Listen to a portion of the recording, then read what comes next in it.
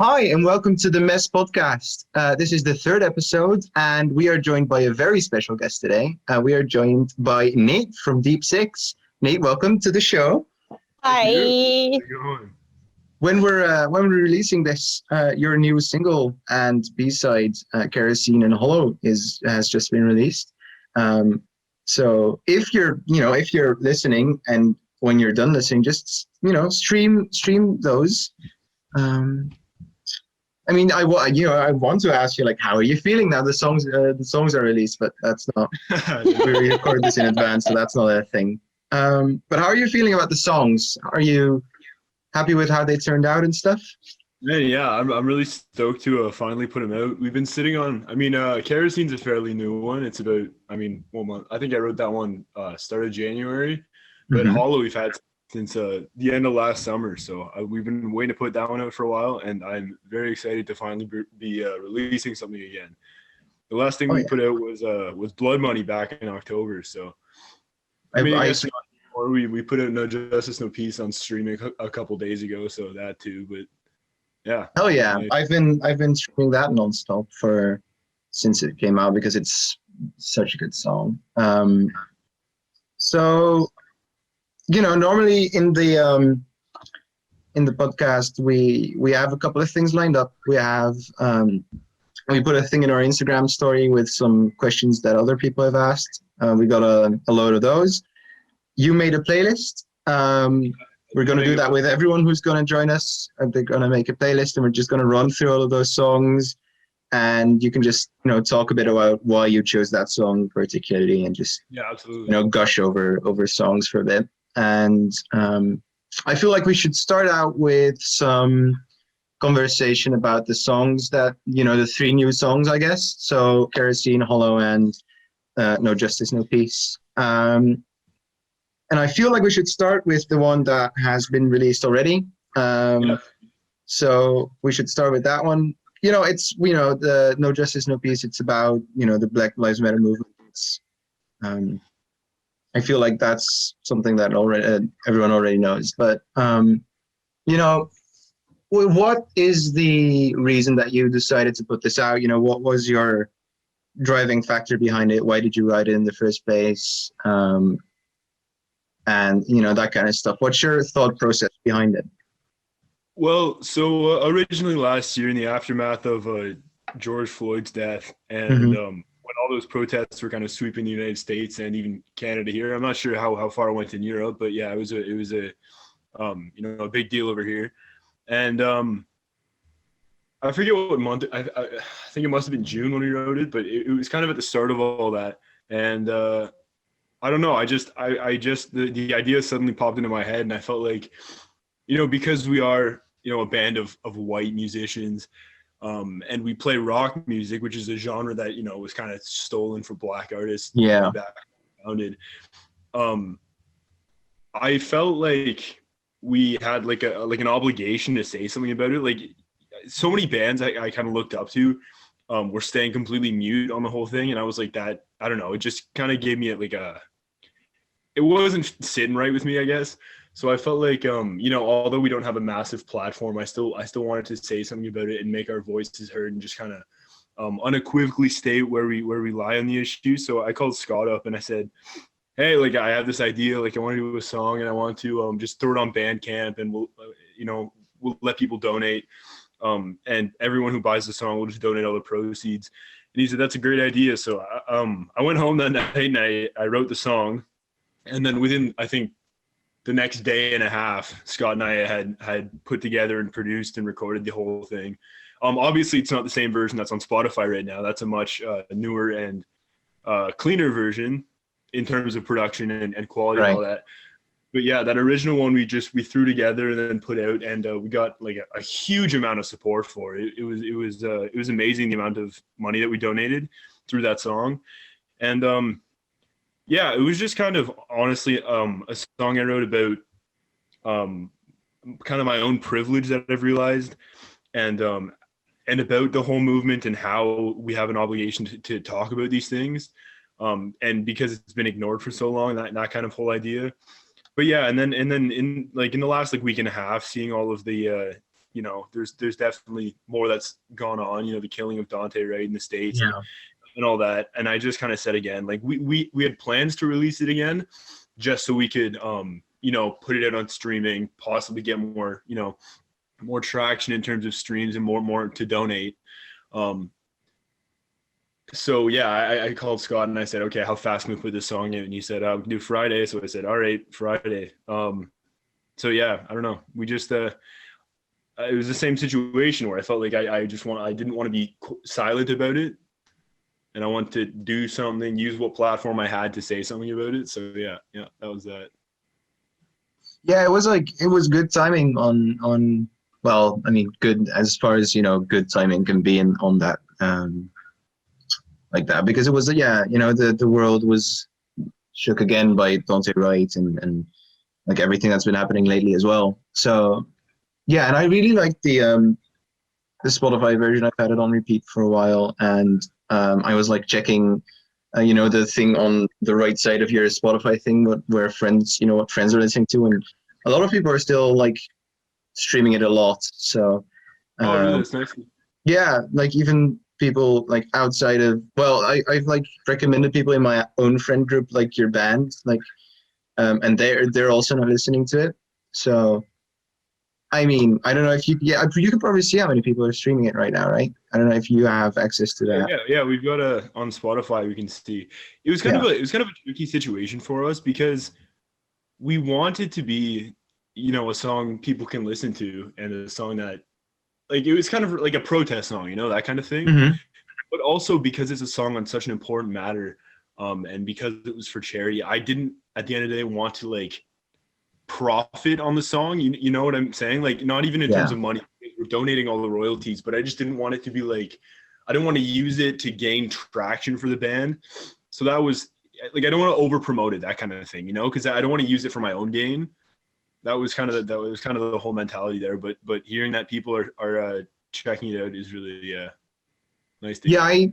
I didn't even know that you guys are putting it out on Spotify. I just saw it in my, I think it was my release radar. I was like, oh shit, um Yeah. new Deepsix song. But that, yeah, that's really good of you guys. And I feel like that should be said, that it's nice that you guys are like voicing your opinion, because like you said, most of the bands that I listen to as well have really either stayed silent or just, you know, said we don't, you know, or like that Blackout Tuesday thing. Um, Yeah, absolutely. yeah, so I feel like it's really good of you guys to actually like speak out about it and give your opinion about it. So, um, but yeah, you asked like how far it went like in Europe. I can't speak for Germany, but here we had like protests as well.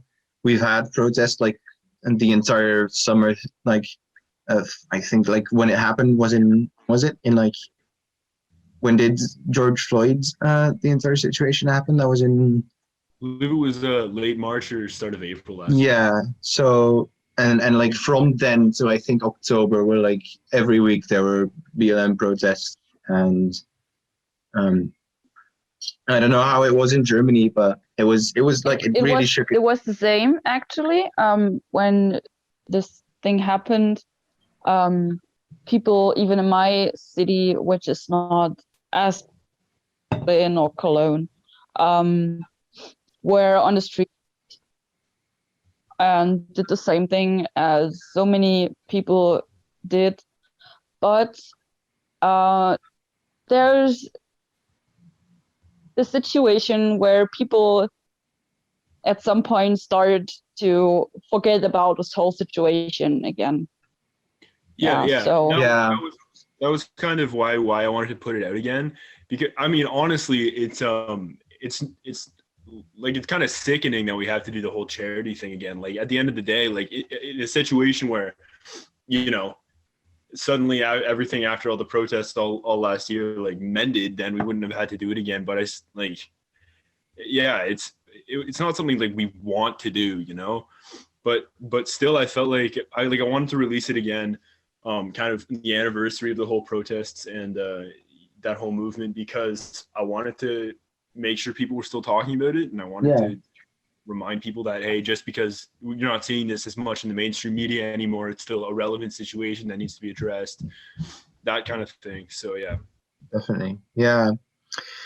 Yeah, it's a relevant problem, and it's just, it's been around since the fucking 60s, I guess, with the civil rights movement and stuff, and it's still here, and it's it hasn't really gotten any better, and it's with the protests, you just saw people of different ethnicities and different walks of life just united as a front of people who just want change, because it's just something that shouldn't even exist in the first place. Like you said, it's just but it's nice that you are actually speaking out about it and reminding people that it's still a thing and that it's still something that needs to be actively talked about, especially as a band of white people. So And yeah, even if you're a small band, I really appreciate that you guys size of do that. I don't feel like voice for that. Size doesn't matter in that, because you're just you're showing yourself as someone who supports the movement and just shows that you actually care. I don't know if you, because I saw some people say we didn't really speak out about it because we didn't want people to think that we did it only just because the rest was doing it. But I feel like if you actually make a song and release it and donate all the profits to charity, I feel like that's really just, it just shows that you actually care, that's another thing, honestly. Bands not speaking out on it or not speaking publicly about it, I don't know if they should necessarily be shamed for that in every situation, because you never know what's going on behind the curtain. They could be donating that, but I do still think if you have a platform, you should use it. Yeah. At the end of the day, because this is not a situation, it's not like a political situation at the end of the day. It's a situation at the end of the day where, are you speaking out against the murder of Black people or are you not? Yeah, this is like a human rights situation more so than politics. Yeah. Yeah, because there's I mean, how could you not support it is something that was but. And even still in the last week, we've had a couple people in our messages going, oh, you guys should stay away from political music. You risk alienating the fan base. And I'm going, from the very start, we've been a political band. And honestly, if we make a song about this issue and we risk alienating that part of the fan base, we don't want that fan base. We don't want you listening to our shit. No, exactly. That's something. Oh, yeah, that's a thing with what should grandson say? Yeah, there's a lot of artists and bands that are it's a total political band, and I really love how he points onto the topics that which are really critical, and that he can open the eyes of the people who are listening to the songs for these topics. I saw Foo Fighters. Sometimes you just have to give them or push them. When when the whole Black Lives Matter thing went down, Foo Fighters posted a post we support this, blah blah, we've donated this and this to charity, and people in the comments were like, you should stay away from politics, but it's they're the Foo Fighters. And the same with Pearl Jam. Pearl Jam was supporting Biden and stuff, and they were like, dude, why do you need to voice your political opinion? But I don't know if they've really just read into the music, but that's the same here. I'm so tired of seeing bands doing that, speaking out on things. People stay out of politics. Yeah. What do you? You're listening to rock and punk music. This genre has never not been a political force. Yeah, it's unbelievable. It's so stupid. It's and the comments under those comments are just how are you this gullible and just it's so stupid. But damn, that was immediately a deep conversation. Well, I think that's totally fine. I mean, now we've spoken out about it as well. But well, the day that we've mentioned this before, the day that this podcast comes out, your singles have come out, your Kerosene and Hollow. Let's start with Kerosene. You said that was the a new song you wrote in like the beginning of this year. Yep. Give us a little insight if you want on like, you know, what the thought process was behind the lyrics and the song in a whole. Yeah, absolutely. So honestly, in January, I kind of had a couple months of writer's block because obviously with COVID and stuff, there's not much happening here. Like I barely leave my house, so I don't have these situations where I can, you know, write music about anymore. Really, you know. But I still try. I obviously still try. Obviously, I still write songs. It's just much harder. But yeah, right at the start of the year, I went through a pretty tough breakup, and so I wrote Kerosene right in the aftermath of that. And it was honestly just kind of a letter to myself. It was kind of the point where I took off kind of the rose-colored glasses you often have in a relationship and realized, oh, you know, that, you know, some parts of that were kind of fucked up. Yeah. Yeah, I think, I mean, yeah, we have a single mother and here, literally, yeah. I mean, yeah, those situations are just, I mean, I've heard the song and I listened to the lyrics and it's just, it also struck a chord with me because I went through like a shitty breakup in like, what was it, October, November? So it's, yeah, it's going to be on my playlist for sure. It's going to be a fucking cry song, that's for sure. But it's so good. I think it is literally between Kerosene or Hollow, between my favorite songs of yours. Oh, really? That's nice to hear. Yeah, I just listened to it and I was like, oh shit, man. Yeah. I feel like there's always a bit of a point of contention there when we haven't released music in a couple months. It's like, it almost feels like the hype train has died down in a way because, you know, when you're dropping, you know, for example, Cobain back in July, and we got so much love for that song, which I didn't expect. I was super scared for that one to come out. I told you. Same thing. But then, I mean, Cobain was a deep one. Yeah, man. Cobain was a weird one for me because I think I mentioned this on Twitter when it hit 20,000 streams. But typically, the music I write is not so much about personal situations, and if it is a personal situation, it's hidden under layers and layers of metaphors. But Cobain was really the first song I wrote that I was just completely unfiltered and, you know, not hiding under all the metaphor, just being open. And so releasing that song was I was pretty anxious about that actually. But then it's our most streamed song to date. It's at almost 25,000 now, which is unreal. Yeah, that's so cool. Has his name frozen for you as well? Nice. Fuck yeah. Oh, there he is. Nice. We're back. Hey, what was the last thing you heard from me here? You know that it's at 25,000 streams, and that's unreal. That was where we left. Yeah. And I don't know compared to other bands that number's not massive or anything. But dude, us, I mean, you shouldn't. Yeah. Don't worry about that. Yeah, but I mean, yeah, Cobain was. I remember you sending me the demo for the first like live quiz I did, and I put the demo like in between rounds, and people were like, "Oh shit!" And we played it twice. We were like, so like the song is like, what is it like? It's a long song, right? It has like it has like a slow build up and stuff, and we just played it twice because people were like, "Oh shit, this is actually really good," and it's deep and it's raw and it's gritty and it's just and I told that's Kerosene as well. Kerosene has the same vibes, the same energy, and it's just so good. I just wanted to say that, you know. I listened to the song and it was so good, and I can't wait for it to actually come out.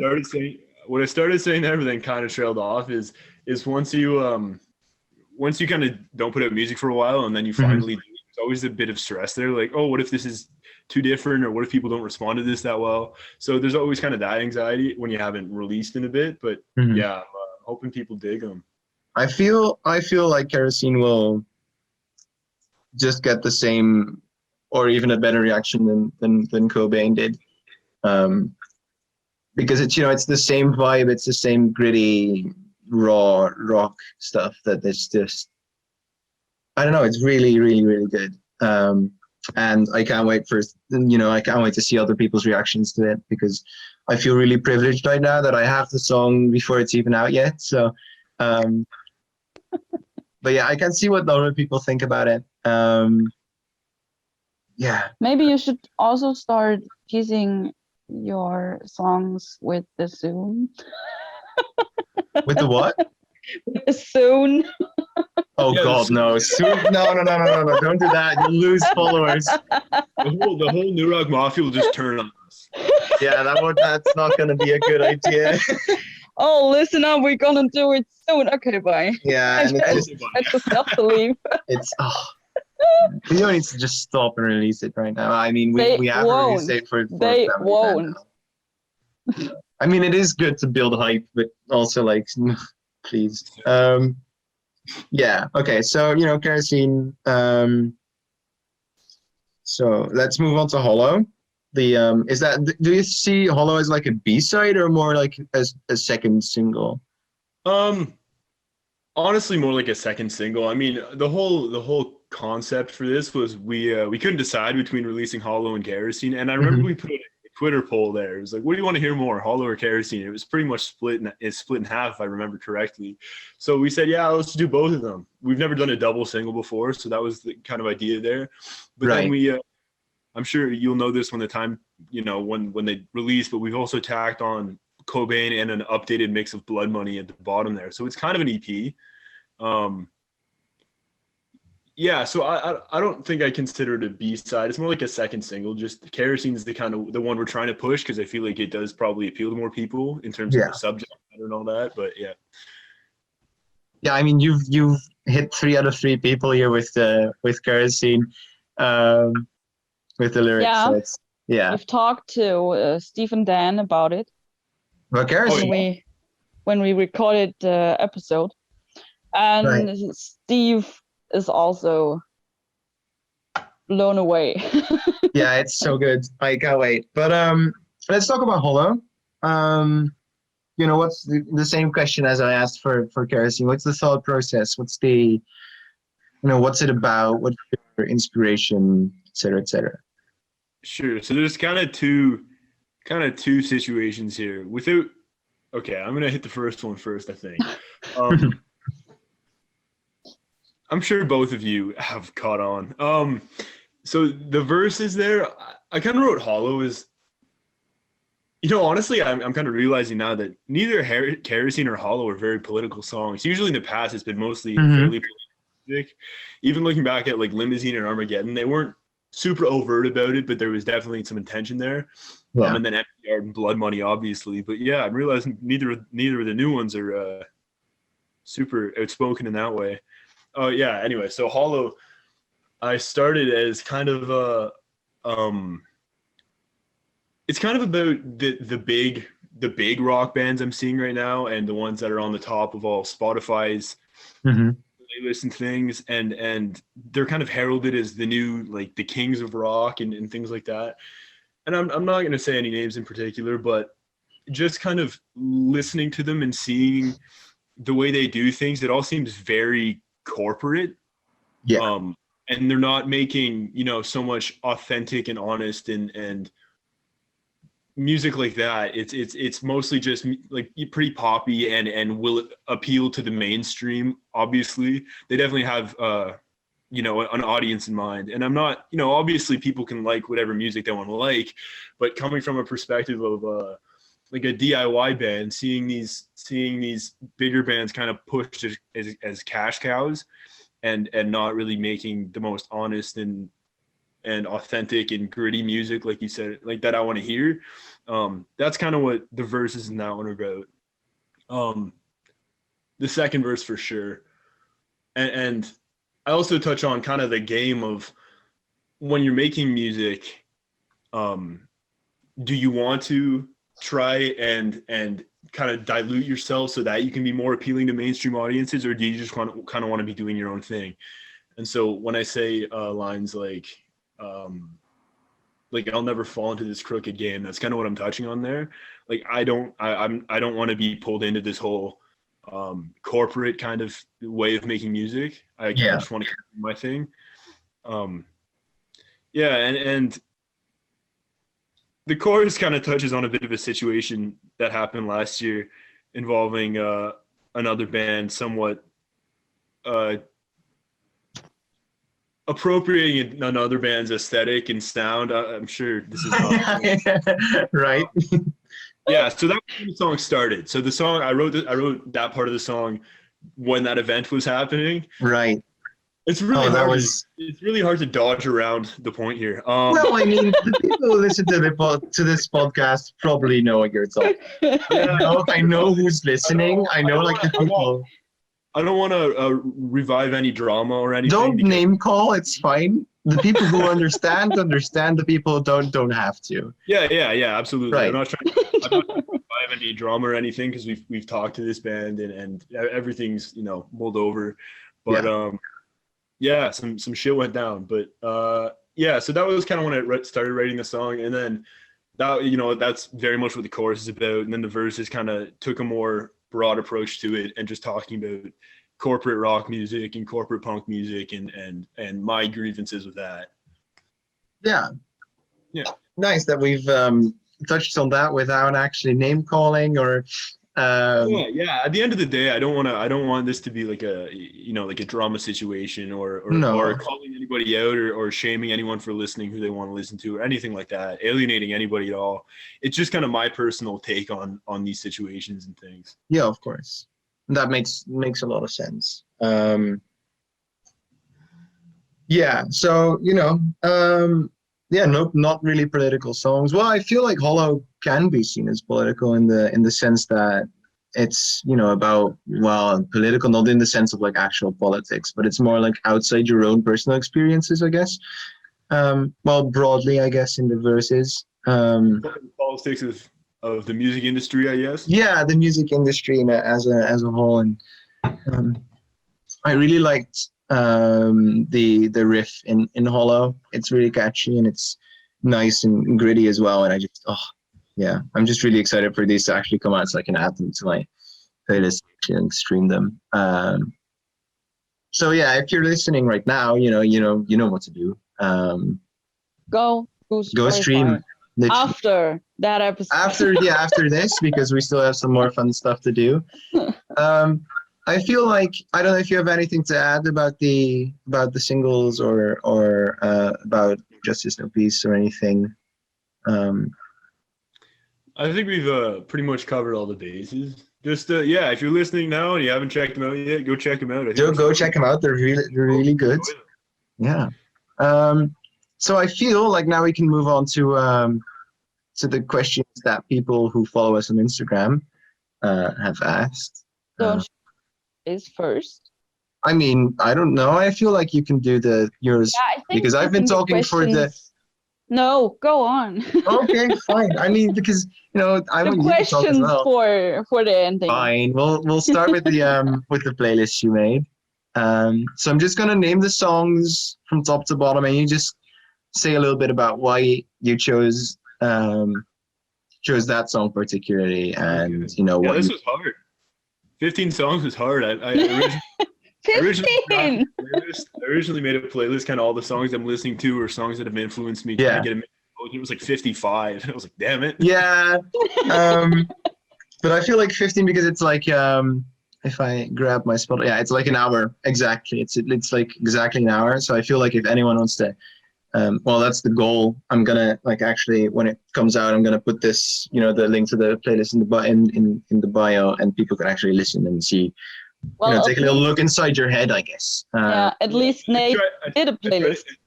I try to include kind of a mix of genres and stuff. I've listened to the whole thing. I knew quite some of the songs actually, but there are also some smaller ones in there that I think you would like to shout out because, like the first one, I Understand Everything by Mudhead.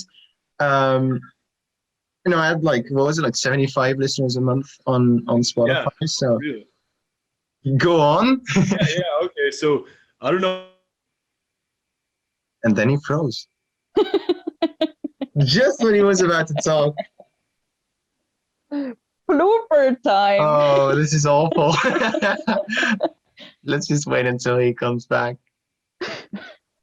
Back to Earth. Oh, If this- oh, this. Oh, yes, Yeah, you're back. we're back. Well, you froze for quite a bit. Just when you started talking about Mudhead, you froze. Right. Yeah. Yeah, Mudhead was this band I found through Spotify. I think it was on a daily mix or even a release radar. I'm not sure. Probably 2.5 weeks ago, and I heard I Understand Everything, and I instantly was like, oh my god, this is everything I've ever wanted in a song. Like, and then I listened to it a whole bunch of times, and then I checked him out. It took like 75 monthly listeners. I'm like, holy shit! Yeah. I don't. The super. It's a super gritty track, and it's full of kind of the ambience and electronic elements, but it's also very industrial and lots of nice kind of emo influenced vocals almost. It's got kind of a post-hardcore vibe to it, but without it being anything remotely similar to it musically. Yeah.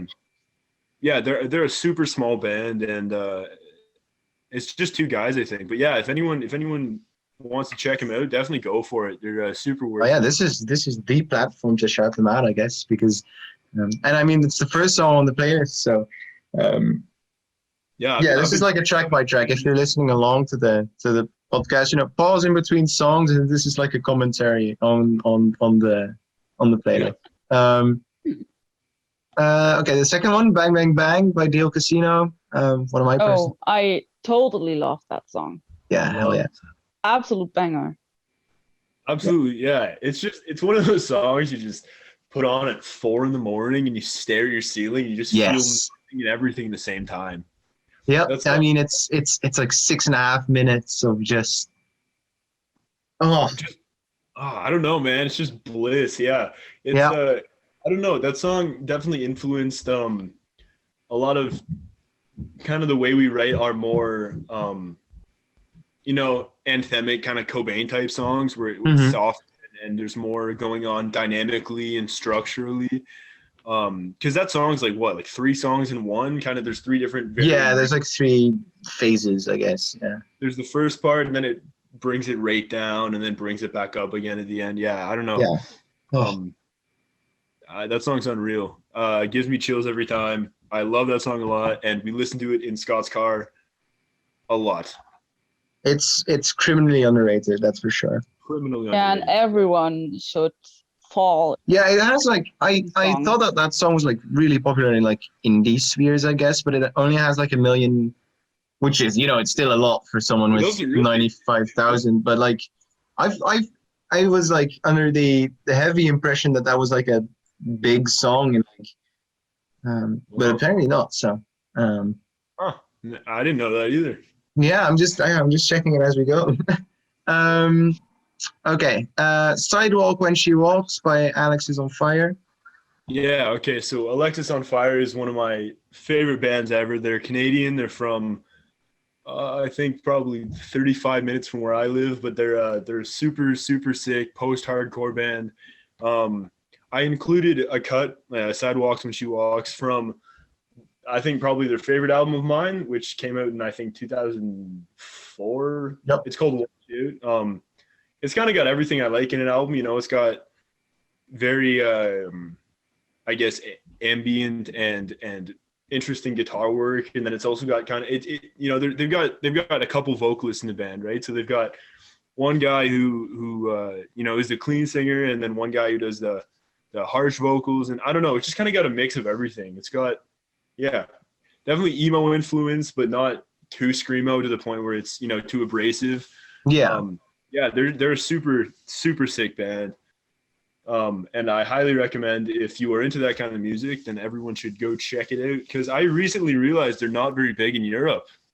I have never heard of them, but I saw that they have quite a bit of they're 533,000 monthly listeners, which is relatively pretty much but I've never heard of them. So they've probably got they've definitely got like a hold on the Canadian underground. Like every band in Canada is aware of Alexis on Fire. Maybe not in the mainstream so much, but every kind of DIY rock or punk band sees them as gods. They're unbelievable.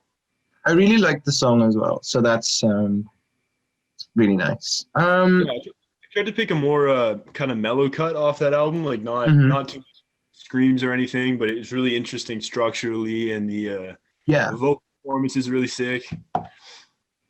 yeah, I Love love the it. melody in that song too. Hell yeah. Then Deftones, Digital Bath. Love Deftones personally. I love Um, Deftones.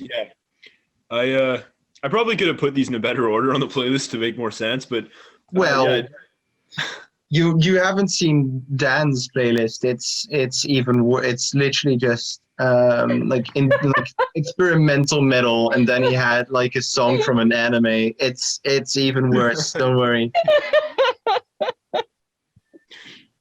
So yeah, yeah, It's Deftones. still called a mess. We're Yeah, all I mean good. this is just yeah, we're also unscripted, so to be fair, it's fine. I had quite a few. Death metal cuts on there that I've been bumping really hard. I mean, I've got the Fuming Mouse shirt on right Hell now. yeah, I saw it. Yeah. I love metal a lot. I just I can't really talk that much about how it's. Yeah, we've cut out Wi-Fi again, I think. Well, your camera's frozen, but I still heard you. Yeah. Okay, sweet. Yeah, So I just feel keep talking. It's fine.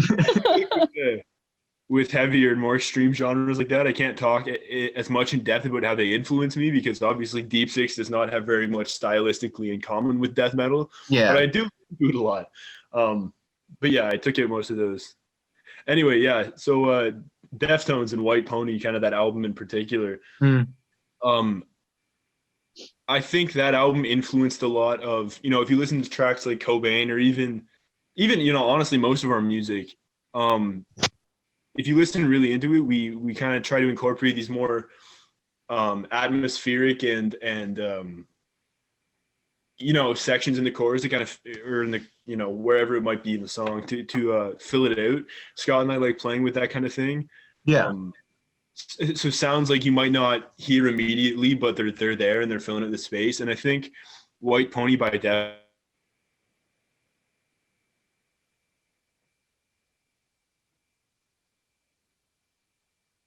I feel now it's the opposite. I can't hear you, but I can see you talking.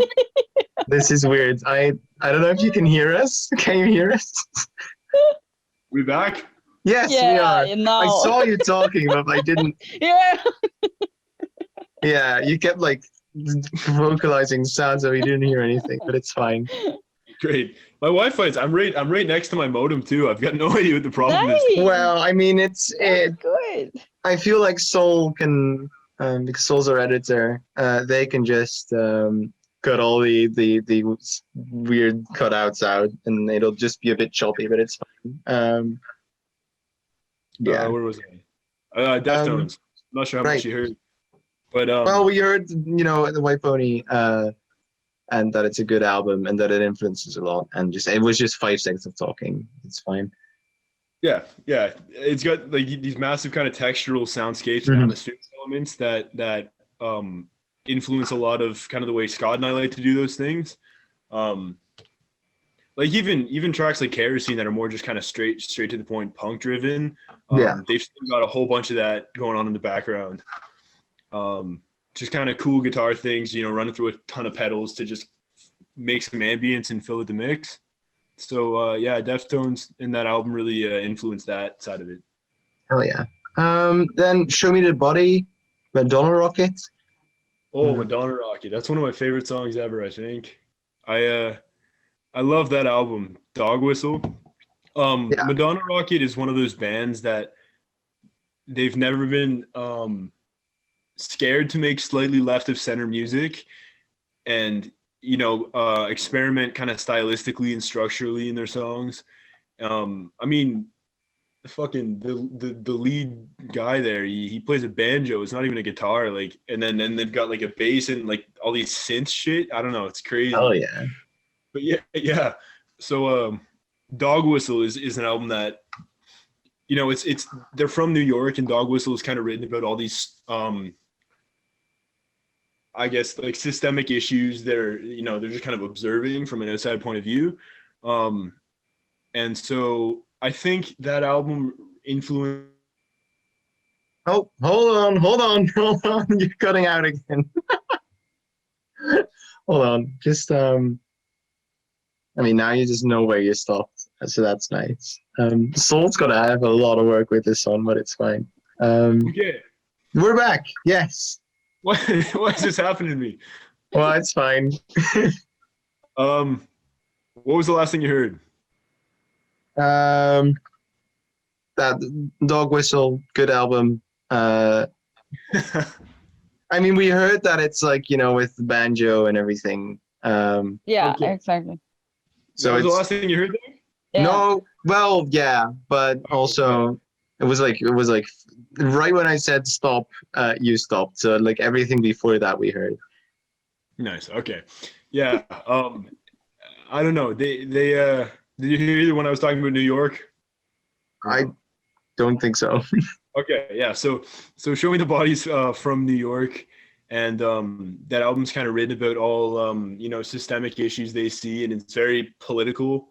And so I think it influenced my writing a lot in two ways, because first of all, it's super gritty and dark, and it's just kind of like an unfiltered view of what the problems are in urban areas, I guess, Hmm. from a political and a social standpoint, but also the way that they play around with song structures and different styles, I guess. It's hard to put them in a box, honestly, in terms of genre and sound, because I mean, yeah, they play a banjo as their instead of a yeah, guitar. as a guitar, I don't know. Yeah, They're yeah, that's just a super dope album, and it's kind of influenced the way I look at music and write a lot. yeah. Are It's you, it, I listened to it and I also really liked it, and I normally don't really um listen to bands like that, I guess. So it's super abrasive. Like it just sounds like a slab of concrete. I don't know. yep, yes, it does. But I really like the song, so that's nice. Okay, let's move on to horror by no, okay, orangutan. I guess I guess that it's like orangutan, but also like not. Yeah, you know what? I'm not sure what's behind the band name there, but yeah, Orangutan's a band from Uxbridge, actually, like our little town here in Hmm. Ontario. Um, yeah, they're super sick guys. I was actually just talking to the lead singer there this morning. Um, yeah, I don't know. They're a band from Uxbridge, and I think they helped us a lot, kind of realizing, definitely in a town that looks like it has no music scene at first view, at first glance. Hmm. Um, we kind of getting deeper into it and meeting people, and yeah, Orangutan's just kind of a super sick band who's always encapsulated that small town DIY culture, I guess. And so they've put out a couple albums, but I think they're mostly a live band. So yeah, that record there is called Greatest Hits, and it's they've got everything in there. It's a whole medley of different sounds and styles and Yeah. stuff. But I think horror is probably my favorite off it. If you're a fan of Zig's kind of fuzzy bass, that whole kind of thing, they've got that going. Definitely some fat tones in that song, super sick vocals, and yeah, they're just a super sick band. Yeah, I was gonna say it reminds me of Zig's newer stuff, um, which I dig. Like Steve was coming at me when we recorded that I was like in like the second episode, and like in the first episode I said like that I wasn't really a fan of the new Zig stuff because it was like really, like I said, like you said, like loud and Yeah. abrasive, and but it grew on me, and this song reminds me a lot of that. So um but yeah, I like it. It's a great song. Yeah. Yeah. Well, let's move on to Baby Keem by Baby Keem. Baby Keem by Baby Keem. Okay. I'm not sure how much this one has influenced me in a writing or a music point of view, but Right. it's is the connection there? Are we No, fine? yeah, we're here. Yep. Okay, perfect. Yeah. Not sure how much that is kind of influenced the way I do things, but it's a fucking banger, dude. Baby Keem is I think Luke put me on Baby Keem actually. But yeah, every time we're in Scott's car, every time we're in the Civic, that we bump the shit out of that song. That's Hell yeah, Baby Keem. bang. His whole album, "Die for My Bitch," or his whole mixtape, I guess. It's Mhm. all he. Such a cool artist. Yeah, it was. It's out there on the whole playlist that you made, but it's it's great song. um, let's see. Then we can move on to Slow Tie, one of my favorites. Doorman with Muramasa. Nothing great about Britain. That's just Slow Tie is so good, man. I honestly can't say I haven't checked out his new album yet. I have not found the time to, but oh my god, you're gonna flip your shit with Siren. It's really good. Yeah, no, I love Nothing Great About Britain, and Doorman's another song that I've always said to Scott, I'm like, we gotta write a song like Doorman. Like it just oh my god, you should like get a British guy in it and just it goes way too hard. And that's another song that every time we're in Scott's car, we just that thing volume to the max, windows open. Love that thing. That's such a cool Doorman is like peak grime. It's amazing. I love it. The production on that, holy shit, crazy. Like shakes your soul. Yep, I agree. It's like the entire album. Siren is even better, by the way. So it's like, oh my god. Can't talk enough about fucking Slow Tie, but amazing. If you haven't, check him out. Well, if you're into grime, I guess it's for people like in like the alt rock scene. I guess that it's like pretty out there. But I know that some of the people in the internet like Slow Tie a lot. So. Check him out if you haven't. He's great. He screams a lot, but it's like good screaming. So that's nice. So let's move on to Shook Ones Part 2 by Mobb Deep. Mobb Deep, yeah. Oh yeah. I put a couple tracks kind of near the end of this playlist, and they're just kind of the tracks that hooked me into a certain genre. Mm-hmm. And I think that album, like the Infamous by Mobb Deep, is probably the first rap album that I ever really loved. Like I wasn't massively into hip hop until a couple of years ago, but the first time I heard Mobb Deep, I was like unreal, like very East Coast, very dark and grungy sounding, but just kind of the commentary on the like the street life and the culture there. It's super like to the point, honestly. Like it's straight up, and I don't know. I feel like although they're talked about a lot in the 90s hip hop scene, you don't see them talked about as much among like the greats, but I think that I don't know. I love Mobb Deep. They're so good. Oh yeah. Let's move on to Lexicon Devil by Germs. Yeah, this was another one I'd say like I said, yeah. So I'd say Lexicon Devil and that whole GI album is probably the first punk record I ever really loved. I was thinking about that this morning. I was like, maybe I should have thrown in some Riot Grrrl, because I honestly think that might have been the starting point. But just kind of the old school punk was definitely Germs. So yeah, I'd say that was kind of where the punk thing came in for me. Hell yeah, love punk as well. I don't listen to punk enough. Then like another oh god, Nate's gone again. Am I gone? Oh yeah, okay. Oh, just your camera. It's fine. Okay. Yeah, yours just too. So. Yeah, we can just move on. The Story of an Artist by Daniel Johnston. Yeah, Daniel Johnston and Elliott Smith are two of my favorite artists ever. Mm-hmm. And Daniel Johnston especially. If no one's ever listened to him, definitely check him out. He had schizophrenia for his whole life, and so it honestly made for some.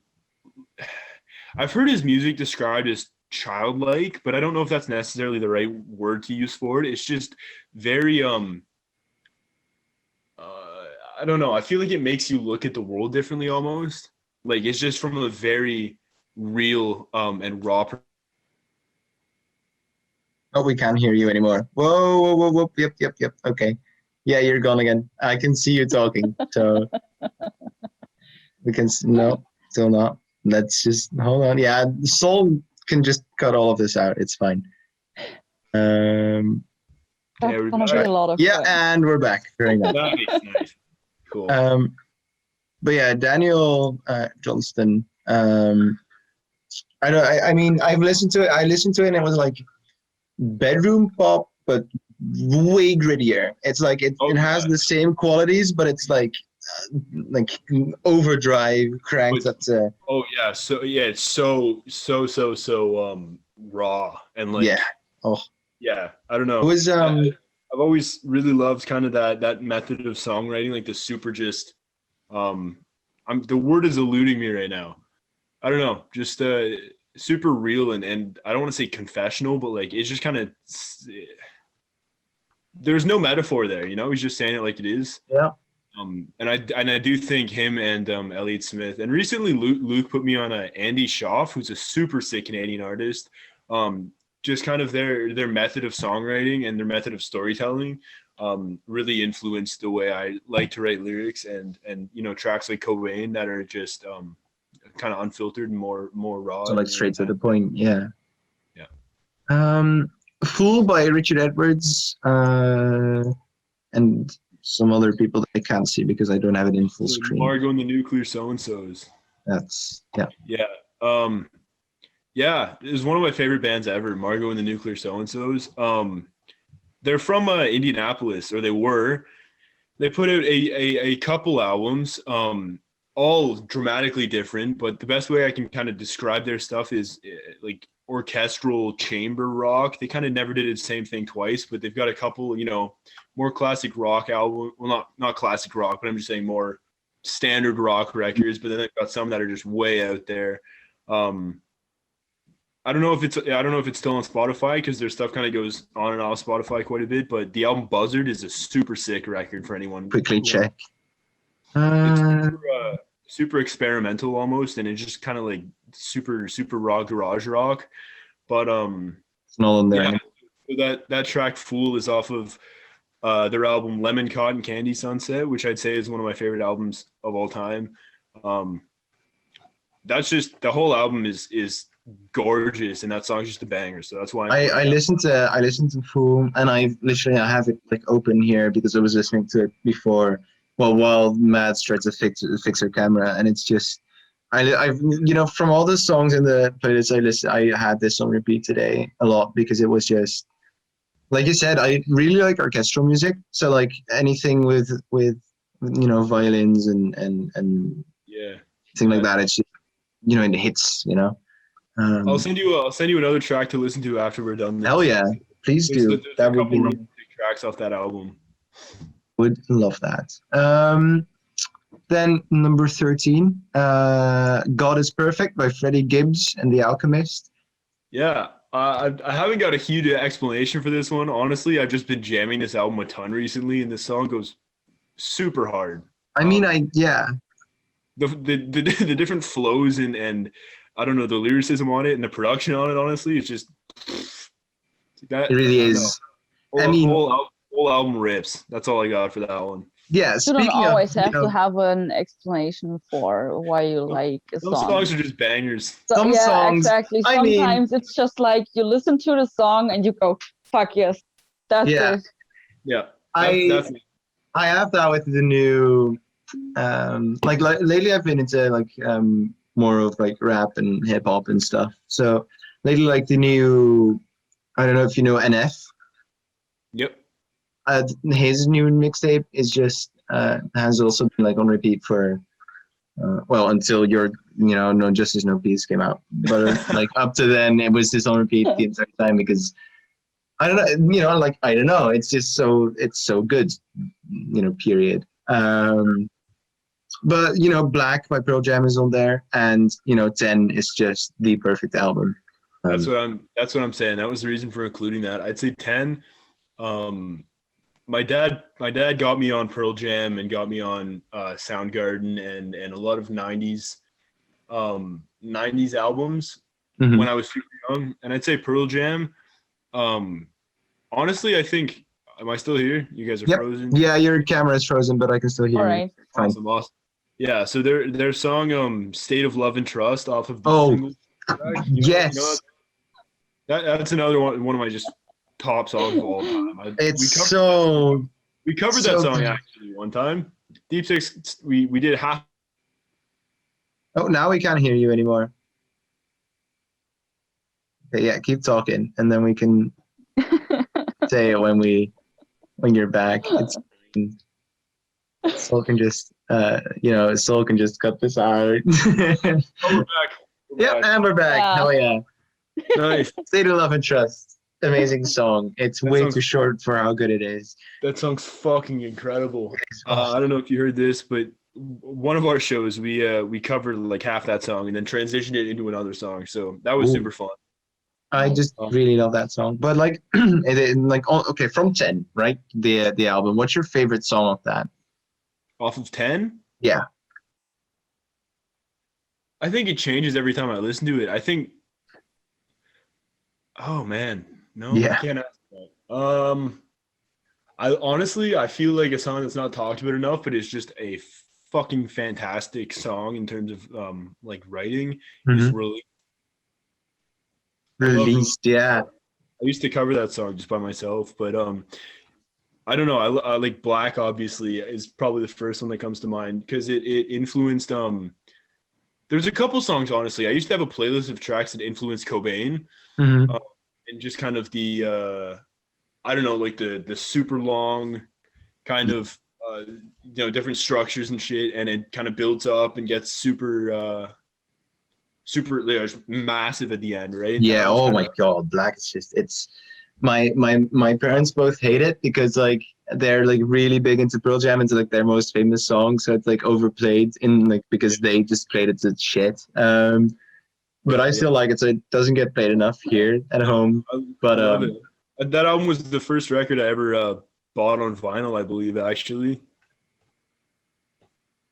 And yeah, for me it's we can't hear you, I think. You can't hear me? Oh, yep, you're back. Okay, it's fine.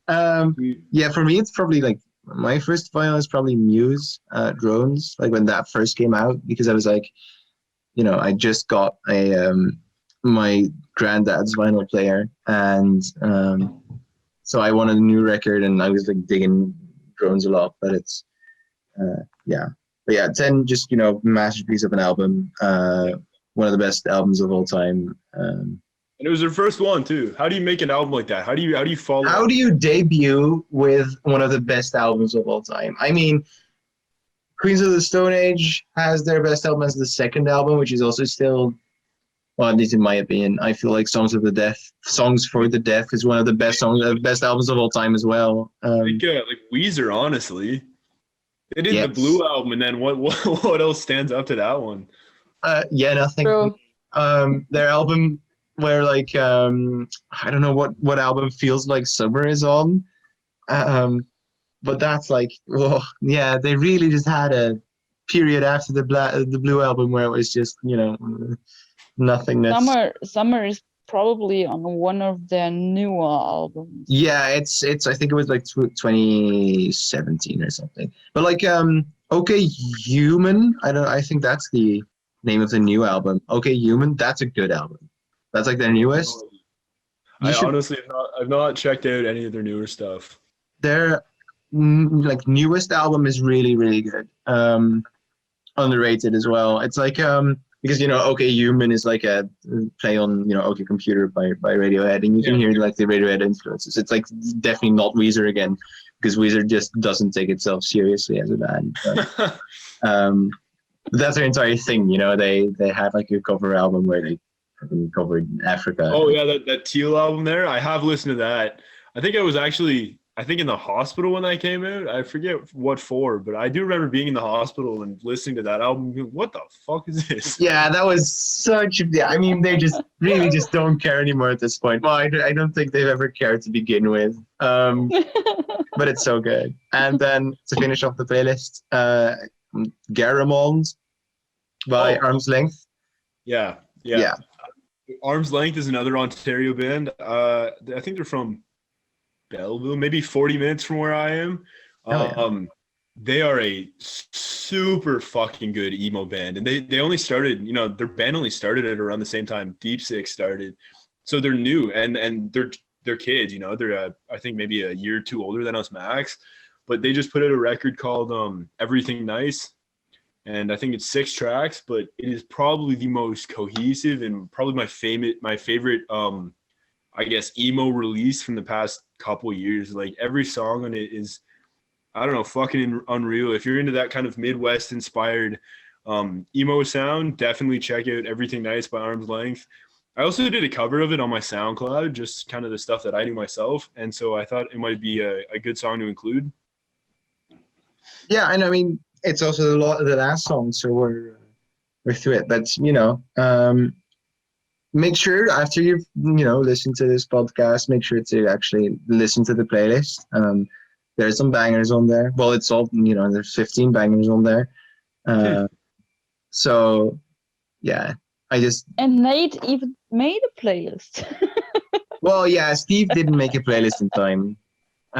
Steve was really perfectionistic about it, so he was like trying, and he couldn't like whittle it down from like 50 songs. So, but luckily we had Dan joining as a surprise, and he made a playlist in like 10 minutes. So, but yeah, you also made a playlist in like an hour or two, so that was really nice. I went originally for I had Ready to Prince and I had Cleopatra and all the more rock influenced bands in there, but I figure everyone who already listened to this podcast already knows those bands and already knows they've had a super deep impact on us. So yeah, I mean, I'd include some more kind of left of center picks that not everyone might.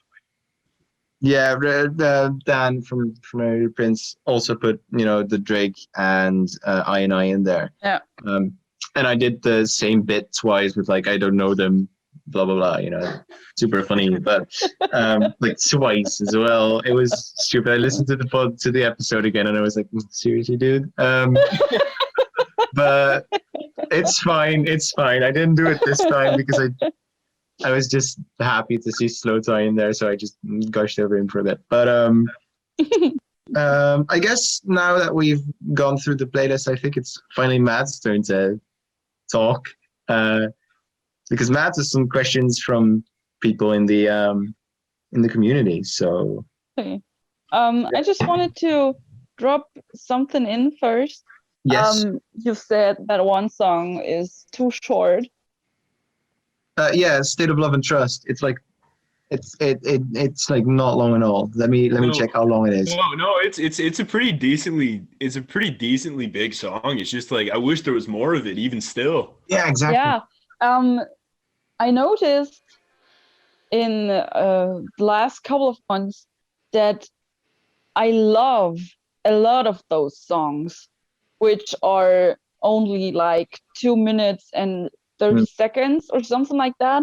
It's really strange. And you're at the end of the song, and then you're like, oh shit, what that was it?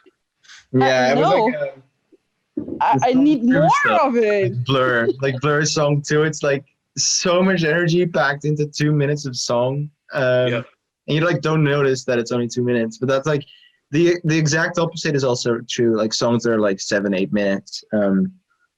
Really small band, Black Foxes with 2 X's. They have a song called Badlands that's like 7.5 minutes, but it feels like 2. But it's like it also has like multiple phases. I'm just gonna drop my own recommendation in there. Badlands by Black Foxes. I'll send it to you after. You'll send me one of the songs from forgot his name. Shit. Oh yeah, Margot and the yes. Yeah. Cool. And I'll send you that Black Foxes song because it's so good. Yeah, we're actually Deepsix is actually sitting on a bit of a 7.5 minute kind of album closer that we're really excited to put out too. Well, the album.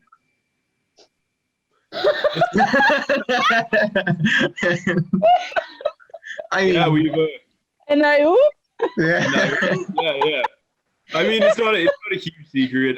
We've been working on an album for I think like it's April. Yeah, it's been 2 years. We've been making an album. Yeah. For 2 years. It's gone through 8,000 different, changes and track list changes, and we've gone. Oh, we don't want to. I think I cut out again. Can you still hear me? No, we can still hear you. Yep, but your camera's frozen. It's fine. I think there's been 800 different occasions where we're like, fuck it, we don't want to do an album, but then we're like, let's do an album. So, yeah, it's gonna come out at some point this year. We're just kind of putting the final touches on a bunch of tracks, and as long as you put it on final, I'm fine. I hope to. I think it'll probably include the kind of classic singles, Cobain, Blood Money, Empty Art, probably the new ones. Empty Art, that's the song we haven't even talked about today. fucking answer that quickly before we go to the questions, because Empty Art is like so underrated and people should listen to it more, because it's like, again, that song is just loud and like the drums and everything, and like your vocals on that are insane. I love it that so song, much. man. God, I don't want to say it's underrated, but holy shit, I wish people liked it as much as I do, because I still think that song's a banger. Even with my own band, none of the guys like love that song as much as I do. I think that song fucking. it's so good, and your vocals on it are fucking amazing, and people should listen to it more. So that was all. Okay, Matt. Well, it's your turn. Finally. Yeah, we're going to jump into the questions. Oh yeah. And we're gonna start with a question of Nate_UV. It's Nate Wrights. Nate Wrights. He asked, "What does it feel like to have the best first name going?" It was pretty sick, other Nate. Shit, this is insane. I've made a couple of jokes with that as well. He's also in a band, right? What band is he in again? Unknown Vandals. Hell yeah, great band also. Yep. With another great name. Something about Nate's and making music is just, it's there.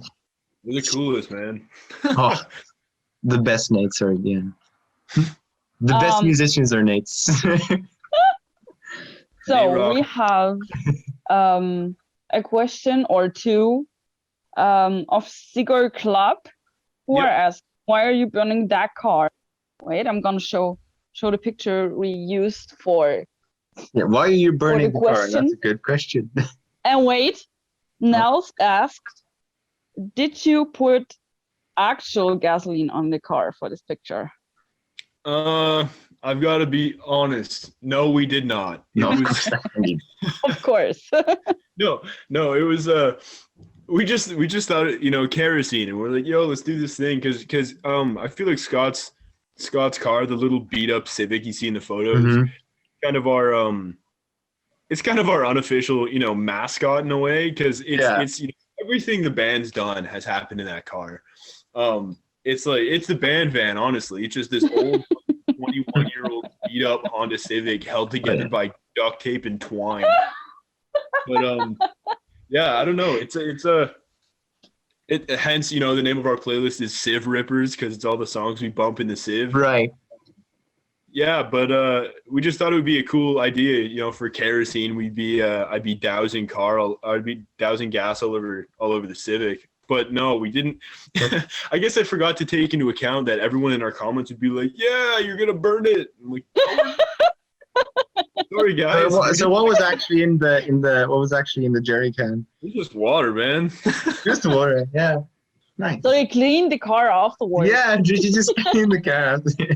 Yeah, we thought it would look dope. We didn't realize that everyone would think we're actually going to torch a car, but I think we have to now. I mean, honestly, we've got to do a music video. Yeah, just buy probably if you just go to a landfill, they probably have some wreckages lying around that you could just buy for 20. Get a pyrotechnic license or whatever they're called. Yeah. Well, exactly. or just do it in a field somewhere at night. Sure. Yeah. It's fun. Yeah. Anyway, I gotta come clean about that one. It's been weighing. No gasoline. These kids actually think we're torching it. No, we're not. No. Oh, okay. Next question is from Jackson Tsukahara. Just out of curiosity, when and why did you start calling me Big J? I don't know. That's a good question. I don't know. I actually forget. It was just like, I think it was one day in the chat or in a live stream or something, and he showed up and I was like, "Yeah, what's up? It's Big J." It just flowed. And then now everyone calls him Big J, and his name on Instagram is Big J, I think. Yeah. I don't know. It just fit. So yeah. Just caught on, and now he's actually Big J, so that's that's his name. James asks, what's your favorite song that you've made and your favorite song in general? Who asked that? James. My favorite song I've made. Damn, that's a tough one. Okay, I've got. Oh fuck. Yeah, this is Yeah, this question is in general. Can I say 3 for different reasons? Yes. Do it. Whatever you like. We're very lenient here. I'm gonna say Kerosene just because it was a really fun song to put together. I feel like it's slightly different than our other music. It's kind of got more of a Dan actually said it had a driven punk vibe, which was cool because the drums kind of remained steady throughout. Yeah. I don't know. I just had a really fucking good time putting that song together, and I'm really stoked for people to hear it. So that's my first answer. Cobain's my second answer because it was that song when I was just super open and super honest, I guess, super authentic, and so and we that song was our set opener for like a year before we put it out. At least like we always played that song live, and it was the first song ever when I had that moment that artists talk about where it was like actually it was the last show we played. It was back in February of 2020, and it was at this venue in Toronto actually. And we opened our set with Cobain like we always do, and it wouldn't come out for I think 4 or 5 months after that, but we played it, and the whole front row was singing the words to it. It was fucking surreal because that song wasn't even released yet, and I know it's super cliche because every artist talks about that moment, but holy shit, that was so unreal. Seeing like a whole bunch of kids like singing your unreleased song back at you, it was like fuck. It was crazy, and I'd say it's probably the song that people have identified with the most. So I want to say Cobain just because I love that thing. And then the third one was Empty Art because we're actually working on it right now, a new version of it because the old one wasn't produced very well and all that. So we're working on a new version of Empty Art, and that song's so fucking fun to play live. I love doing the screams. The breakdown is super sick to mosh to. Oh my god. Yeah, I can't wait to see you guys live. You should do a Europe tour after all of this COVID shit. I think we should do that. If we have the money to do it, we absolutely will. Yeah, those are my 3 though. I Kerosene because it was fun to write and put together. Cobain because I don't know, I like that song a lot, and then Empty Art because it's super fun to play live. Oh yeah, I feel my like favorite song in general. Great answer. Oh yeah, your favorite song in general. Yeah. Jesus, I've already taken up so long with that one answer. Wow. Yeah, let me check. Let me check my Spotify here. I have a couple of minutes left because you froze. Yeah. A lot is there's. My favorite songs ever. Where's my playlist? I've got a playlist of just some of my favorites. Okay, I'm gonna say Madonna Rocket by Show Me the Body. I'm gonna say Mid Song by Radiohead. Oh yes. Okay, right. Yes. I'm gonna say Head in the Ceiling Fan by Title Fight. I love that song. I'm gonna say there's so many to choose from, dude. Yeah, I mean, and he was asking for just one, but that's not gonna. Yeah, no, it's not gonna happen. I'm gonna say I'm Not Falling Asleep by Andy Schaaf, and last one, which is slightly different, I'm gonna say Master of Extremity by Fuming Mouth. It's way different from all the other ones. Yeah, because it's like death metal. It is a super dope metal track. It's got elements of like death. It's got like a super doomy chorus. The whole, I don't know, repping right now. I didn't even mean for that to happen. Super. No, you didn't know the questions. This is totally unscripted. So. Yeah. Because it's like the next question of a guy who didn't ask anything in the last episodes. So it's probably someone from your account. Who was it? And Matt Curry. Oh, Matt, okay. And he wants to know, I know Nate's post-hardcore. What music currently influencing the diff band member? And then he wrote, LMAO, sorry for the terribly typed answer. I think you get this. Yeah, he was running out of words. So I know Nate's into post-hardcore.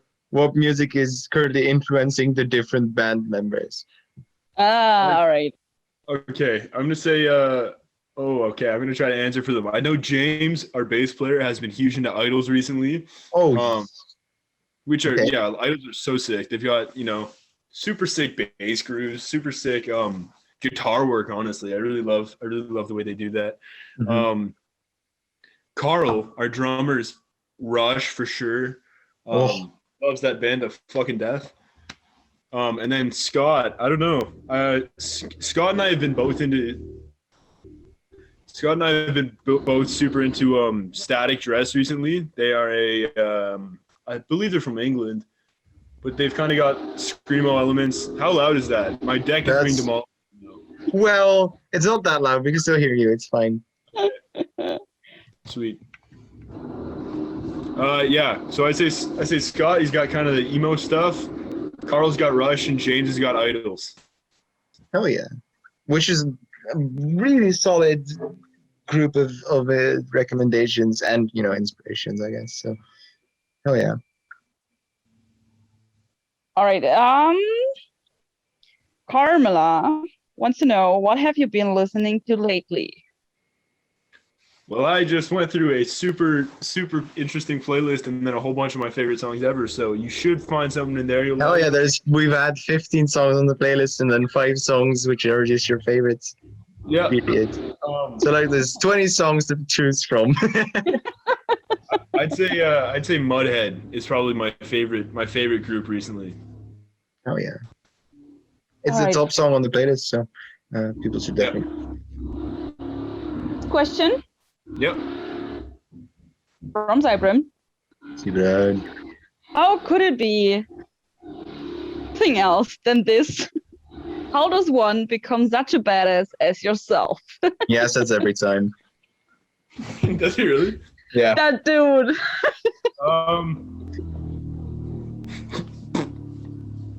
Yeah. I don't know, man. Good luck. Lots of Right, Yeah, drink water. Yeah, hydration. stay hydrated. Hydration. Yeah. Yeah, I literally just drank. So hydration, that's the answer. Yes, nice. And last but not least, Zybrin also said, this isn't a question, but I want a CD of your next EP or What's LP. the date? No, he wants a CD. Oh, a CD. Oh, okay. You want a Cool. CD of your new well, we know you're working on an album now, so Yeah, I'd love to do physical copies in the future. Honestly, yeah, thinking something like, even if we like made some CD cases and just kind of fired them out to people, that'd be pretty cool. Some like custom stuff, like similar to I guess what Cleo did with their LPs there, or not? yeah, LPs, with their hand painted shit. Right? That'd be Yeah. cool. I'm just thinking that right in this moment right now, but yeah, that might be sick. We'll do that in the future for sure. But yeah, well, super in here. There you go. And I think that's all the questions, right? Yeah. Nice. Well, that means that we've gone through our scripted content. So if you have anything else to add, well, not scripted content, but like lined up content, I guess. So if you have anything to add, anything to say, anything to rep, anything to recommend, now's the chance. Pour your heart out. Yeah. I don't know if I think we covered most of the bases here, but I guess if you're still listening, check out Kerosene and Hollow. Yeah, this has been That's super it. fun. Just stream the songs, Yeah, check out the songs. Let us know if you like them. I hope you do. Check back. I like them at least, so that's already one person you've hit with your song, so that's nice. They're not even out yet here now, so yeah, okay, well, that's I feel like that's everything. We've been going for like an hour and a half, I guess. Wow. So that's nice. So well, Nate, thank you so much for joining. Right. Yeah, thanks so much for having me. This was super fun. Of course. I mean, and thank you for talking about everything and going through the playlist with us. And well, I hope that I will see you guys in the next episode. Bye. See you later.